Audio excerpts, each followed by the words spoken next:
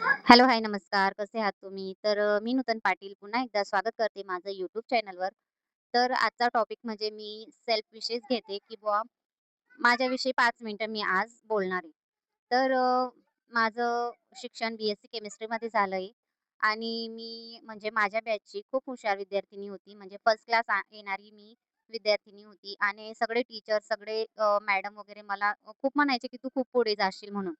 आणि असंच फक्त कॉलेजमध्ये नाही, असंच शाळेत पण आणि म्हणजे मी जेव्हापासून शिकायला लागली ना, तेव्हापासून माझं तसंच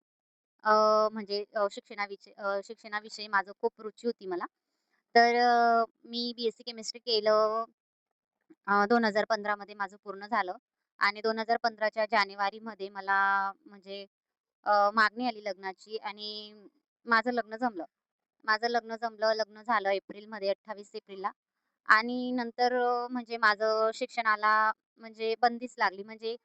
अ, म्हणतात ना, की आपण म्हणजे ज्याच्यामध्ये आपला इंटरेस्ट आहे, ती वस्तू आपल्याला पूर्ण म्हणजे आयुष्यात भेटत नाही असं मला वाटतं.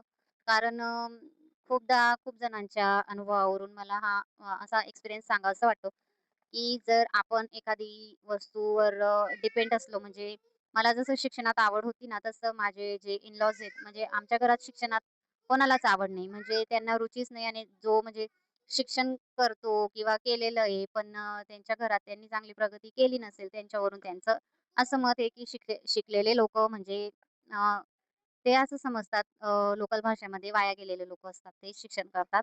जे चांगले लोकं असतात ना, ते मोलमजुरी करून पोट भरतात. तर 2015 मध्ये मला जेव्हा ते बघायला आलेले, तेव्हा त्यांनी मला सांगितलेलं, की "तुला जेव्हा म्हणजे जेवढं शिकायचं असेल, तू शिकू शकते." तर माझी इच्छा होती, की मी इंजिनिअरिंग करावी. कारण मला पहिल्यापासून इंजिनिअरिंगच करायची होती. पण काही कारणास्तव मी करू नाही शकली पैशांच्या अभावी. पण मला असं वाटलं, की म्हणजे माझे मिस्टर मला करवतील आणि या एकच कारणामुळे मी लग्नाला होकार दिला, की मला पुढे शिकायला भेटेल. इथं आल्यानंतर तसं काही नव्हतं. पण मी ओके समजलं, की चला म्हणजे अ, पुढे बघू असं करून ते गेले दिवस. त्याच्यानंतर काही नाही. कितीही दिवस गेले, काहीही गेले, कितीही आपण सांगितलं तरी म्हणजे होत पॉसिबल झालं नाही आणि त्याच्यानंतर घरच्यांचा प्रेशर की ही मुलं पाहिजे, असं फॅमिली असं तसं. मला 2018 मध्ये एक मुलगा झाला आणि नंतर 2024 मध्ये दुसरी मुलगी. म्हणजे घरातून बाहेर पडायचा माझा मार्गच बंद झाला आणि सांगायचं म्हटलं म्हणजे मी घरी बसून राहणारी अ, मुलगी नव्हती. पण तरी पण मी ॲडजस्ट केलं सगळं. आणि माझ्या लाईफमध्ये मी YouTubeमध्ये सर्च करता-करता मला YouTube चॅनलविषयी नॉलेज भेटलं. मग मी YouTube चालू करायचं ठरवलं. मग मी YouTube चालू केलं. खूप त्याच्यामध्ये म्हणजे माझी ग्रोथ व्हायला लागली. माझे व्हिडिओ खूप व्हायरल जायचे तेव्हा पण. माझं हिंदी चॅनल होतं पण. त्याच्यानंतर YouTubeवरूनच मला वेगळं समजलं, की फक्त YouTubeवरूनच आपलं हे होणार नाही. कारण YouTubeवर खूप क्रायटेरिया असतो. तो कंप्लीट होत नव्हता म्हणून मी डिमोटिव्हेट होत होती. मग नंतर मी कोलॅबोरेशनचं चालू केलं.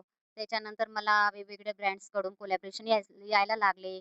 त्याच्या थ्रू मी दुसरी अर्निंग करायला लागली. असं करत-करत माझा कॉन्फिडन्स मी पुन्हा गेन केला आणि आता मला अजून एक कंपनी भेटलेली आहे. त्याच्यामध्ये मी असिस्टंट सुपरवायझर म्हणून काम करते आणि ऑनलाईनच घरात मुलांना सांभाळून, मोठ्या मुलाचा अभ्यास बघून, म्हणजे सगळ्या घर-परिवाराला सांभाळून मी चांगल्या रीती इथं अर्निंग ही करते. मला असं वाटायला लागलं, की माझं लाईफ हे सॅटिस्फाईड म्हणजे आहे.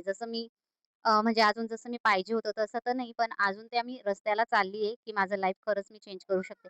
आणि त्यातल्या त्यात मी असं ठरवलं, माझ्या एक मनात आलं, की मी YouTube चॅनलवर पण चांगल्या प्रकारे मी लोकांना गाईड करू शकते. त्याच्यामुळे मी ही 3 दिवसापासून माझ्या टाईममधला टाईम काढून मी YouTubeवर येते.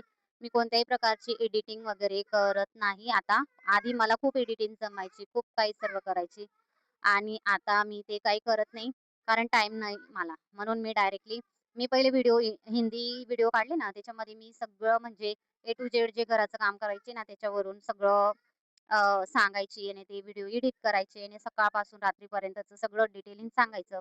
त्याच्यामुळे मग मला ते चांगलं वाटलं नाही, कारण खूप वेस्ट होत होता आणि मुलगी लहान होती, त्याच्यामुळे मला जमलं नाही.